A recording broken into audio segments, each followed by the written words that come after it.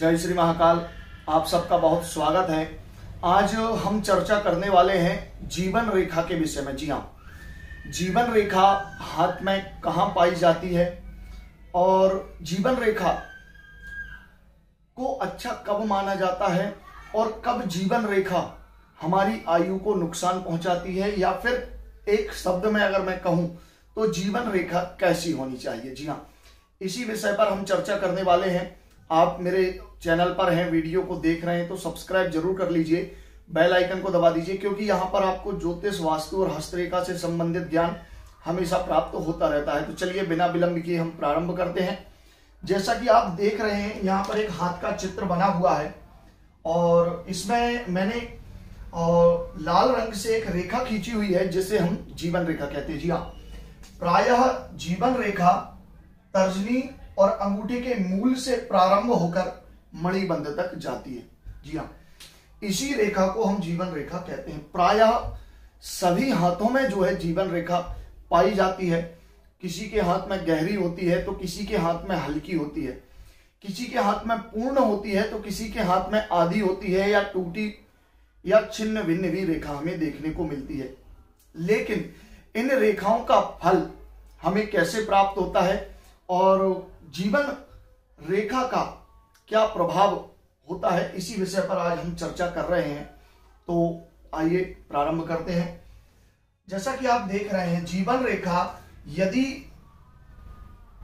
अंगूठे और तर्जनी के मूल से प्रारंभ होकर मणिबंध तक जाती हो। जी हाँ, मणिबंध तक जाती हो और रेखा स्वच्छ हो, गुलाबी हो, एकदम सीधी हो और किसी अन्य रेखा के द्वारा ना काटी जाती हो, तो इस तरह की जो रेखा होती है, जो जीवन रेखा होती है, वह जातक को पूर्ण आयु प्रदान करने वाली होती है। जी हाँ, ऐसा जातक जो है 100 वर्ष की आयु तक जीवित रहता है और पूर्ण आयु भी भोगता है। जी हाँ, साथ ही जीवन रेखा जो है व्यक्ति के जीवन में सफलता, उन्नति, प्रगति और उसके अच्छे स्वास्थ्य को भी दर्शाती है। जी हाँ, क्योंकि आप सब जानते हैं, यदि जीवन रेखा खराब होगी, कमजोर होगी, तो जातक का स्वास्थ्य भी खराब होगा, और यदि स्वास्थ्य खराब है तो उसकी उन्नति में, प्रगति में, सफलता में कई प्रकार की बाधाएं आएंगी।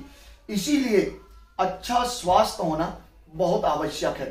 तो अगर जीवन रेखा अंगूठे और तर्जनी के मूल से प्रारंभ होकर मणिबंध तक जाती है, शुक्र पर्वत, जी हाँ, यहां पर जो है शुक्र पर्वत होता है, तो शुक्र पर्वत को घेरती हुई मणिबंध तक अगर चली जाए तो इस प्रकार का जो जातक होता है वह 100 वर्ष की आयु प्राप्त कर लेता है।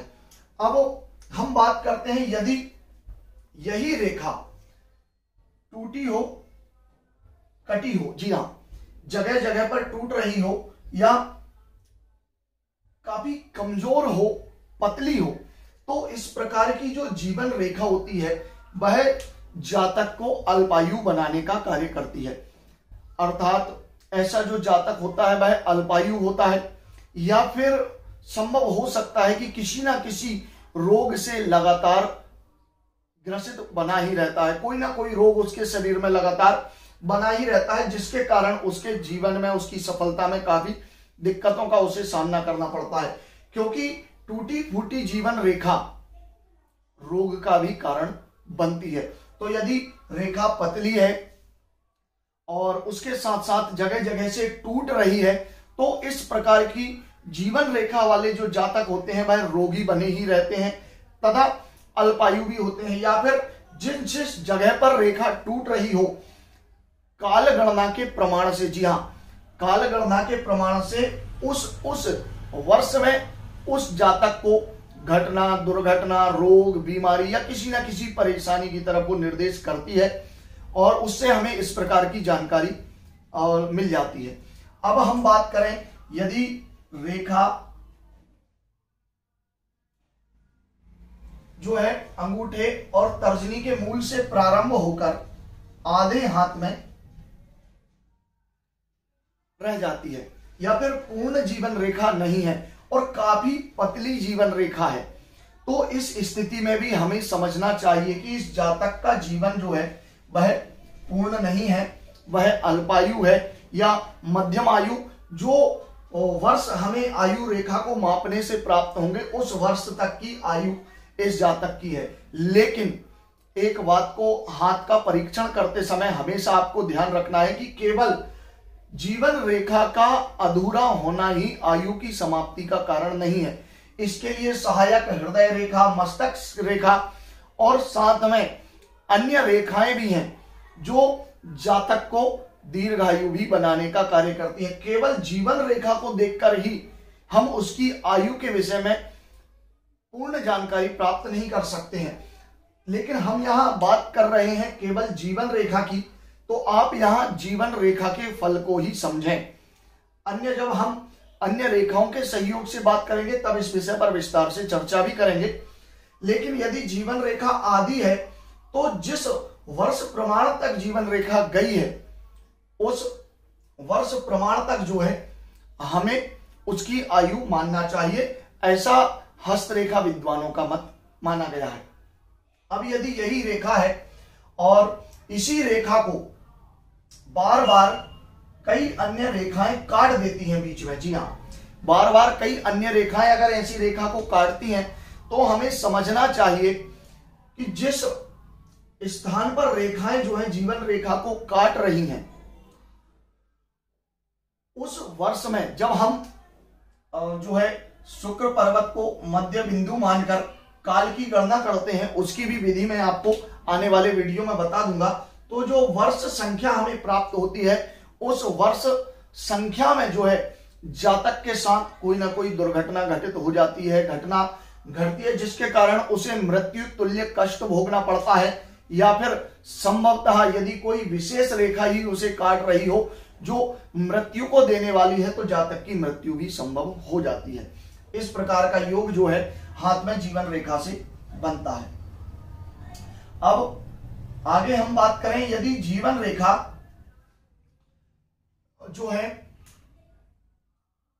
काफी पतली है, साथ में लहरदार जीवन रेखाएं हैं, उस पर काले धब्बे हैं या रेखा काली है, तो इस प्रकार की जीवन रेखा भी जो है हाथ में अच्छी नहीं मानी जाती है। यह भी जातक को दरिद्र और निर्धन होने की सूचना देती है। ऐसा जो जातक होता है वह दरिद्र होता है, निर्धन होता है, उसके पास काफी धन की कमी होती है और वह अपना जीवन निर्धनता में व्यतीत करता है, क्योंकि जीवन रेखा केवल जीवन के विषय में ही नहीं बताती है, अर्थात वह जीवन रेखा जातक के संपन्नता, उसकी प्रगति, आर्थिक स्थिति के विषय में भी बताती है। क्योंकि मनुष्य जो भी प्राप्त करता है वह अपने जीवन काल में ही प्राप्त करता है। यदि जीवन रेखा ही खराब हो तो हम उसकी जीवन में सफलता, उन्नति और उच्च पद प्राप्ति या अच्छे धनवान होने के योग के विषय में विचार ही नहीं कर सकते हैं। क्योंकि जातक को कार्य करने के लिए अच्छा और स्वास्थ्य जीवन चाहिए, लेकिन यदि जीवन रेखा खराब है तो कहीं ना कहीं स्वास्थ्य पर बुरा असर डाल रही है। अगर स्वास्थ्य भी खराब है तो जातक अपना सही कार्य नहीं कर सकता है, और जब कार्य नहीं करेगा, परिश्रम नहीं कर पाएगा, तो फिर धन का उपार्जन कैसे कर सकता है। तो यदि दागदार रेखा है, धब्बेदार रेखा है, उस रेखा पर कोई काला बिंदु नजर आ रहा है, तो इस स्थिति में हम कह सकते हैं कि जातक जो है निर्धनता में या गरीबी में अपना जीवन व्यतीत करेगा, उसके पास धन की अच्छी स्थिति नहीं रहेगी और साथ ही वह लगातार दरिद्र बना रहेगा, आर्थिक परेशानी से लगातार जूझता रहेगा। तो ये स्थिति भी जो है जीवन रेखा पर अच्छी नहीं मानी जाती है। पतली जीवन रेखा जो है जातक के जीवन में कठिनाइयों को दर्शाने वाली है, उसके हर एक कदम पर परेशानियों को बताने वाली मानी गई है। अब इसके बाद हम आगे जो चर्चा करेंगे, अगर जीवन रेखा सामान्यतया हाथ में जीवन रेखा जो है गुरु और शुक्र पर्वत के बीच में मंगल पर्वत से प्रारंभ होकर केतु मणिबंध तक जाती है, लेकिन बहुत ही बिरले हाथों में हमें ये रेखा देखने को मिलती है कि कोई रेखा शनि पर्वत से प्रारंभ होकर मणिबंध तक जाती है। तो अगर इस प्रकार की कोई रेखा हो तो ऐसा जो जातक होता है वह दीर्घायु होता है और बहुत लंबी आयु प्राप्त करता है। लगभग 100 वर्ष से अधिक की आयु ऐसे जातक प्राप्त कर लेते हैं। अब इसके साथ साथ अगर हम चर्चा करें और बात करें तो कई बार देखा गया है कि जो जीवन रेखा है वह बृहस्पति पर्वत से भी प्रारंभ होकर मणिबंध तक चली जाती है, लेकिन इस रेखा में भी जो जातक है वह दीर्घायु ही होता है। जी हाँ, 100 वर्ष से अधिक की आयु प्राप्त करने वाला होता है। उसके साथ ही ऐसे जो जातक होते हैं वह धार्मिक प्रवृत्ति के होते हैं और शिक्षित होते हैं, समाज में प्रतिष्ठित भी होते हैं। और अगर ऐसे जातक को दीर्घायु प्राप्त नहीं भी होती है, 100 वर्ष की आयु नहीं है, मान लीजिए 50 वर्ष की आयु है या 60 वर्ष की आयु है, तो केवल जीवन को जीना ही आयु नहीं माना जाता है।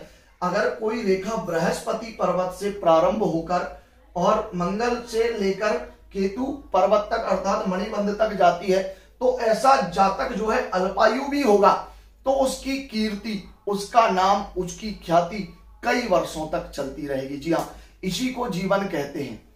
जब कोई व्यक्ति सत्कर्म करता है, अच्छे कार्य करता है और जीवन में अपना नाम अच्छे स्तर पर ले जाता है और समाज में प्रतिष्ठित व्यक्ति के रूप में होता है, तो भले ही वह अल्पायु भी होगा तब भी उसकी कीर्ति, उसका नाम, उसकी ख्याति कई वर्षों तक चलती ही रहेगी। उदाहरण के लिए हमने ऐसे कई स्वतंत्रता सेनानी देखे हैं जो स्वतंत्रता में वीर गति को प्राप्त हुए, स्वतंत्रता के लिए जिन्होंने बलिदान कर दिया, लेकिन आज भी उनकी कीर्ति, उनका नाम, उनकी शोहरत और उनका दिया गया जो बलिदान है वह बलिदान आज भी याद किया जाता है। तो कहीं ना कहीं जो जीवन रेखा है वह यदि बृहस्पति पर्वत से प्राप्त हो तो ऐसा जो व्यक्ति होता है, जो जातक होता है, वह मृत्यु के बाद भी जीवित ही रहता है, अर्थात अपने नाम और अपनी कीर्ति के साथ साथ। अब आगे हम बात करते हैं, यदि जो जीवन रेखा है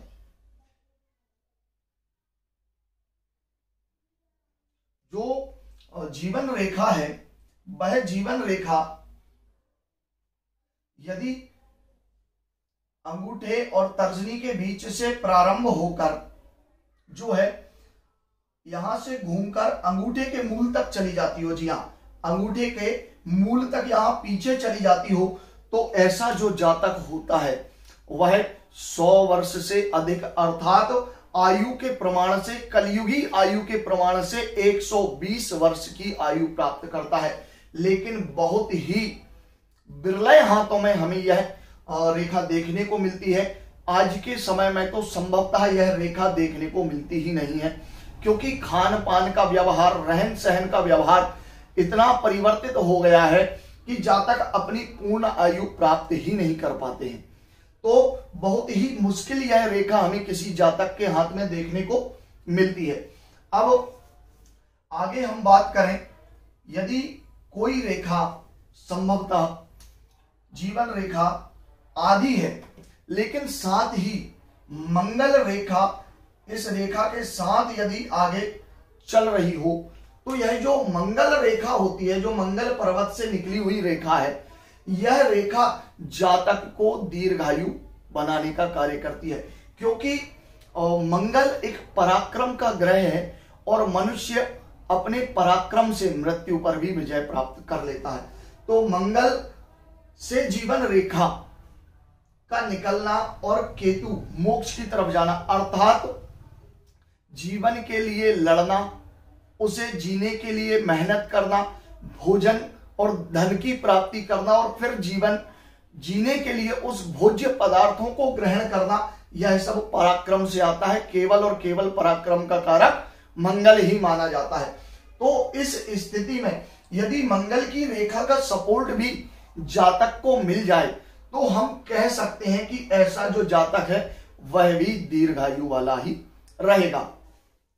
अब इसके साथ साथ यदि कोई रेखा जीवन रेखा मंगल से चलकर केतु पर्वत पर आकर केतु पर्वत में प्रवेश कर जाए। जी हाँ, केतु पर्वत में अगर यह प्रवेश कर जाए, मणिबंध में प्रवेश कर जाए, तब भी इस स्थिति में जो जातक होता है वह पूर्ण आयु भोगने वाला होता है, अर्थात उसकी आयु 100 वर्ष से भी अधिक की मापनी चाहिए, वह 100 वर्ष से अधिक जीता है। तो यह जीवन रेखा के कुछ प्रकार जो मैंने आपको बताए हैं, अगर वीडियो आपको अच्छा लगा है तो चैनल को सब्सक्राइब जरूर कर दीजिए, बेल आइकन को दबाइए, क्योंकि आपको यहाँ पर ज्योतिष, वास्तु और हस्तरेखा से संबंधित ज्ञान हमेशा प्राप्त होता रहता है।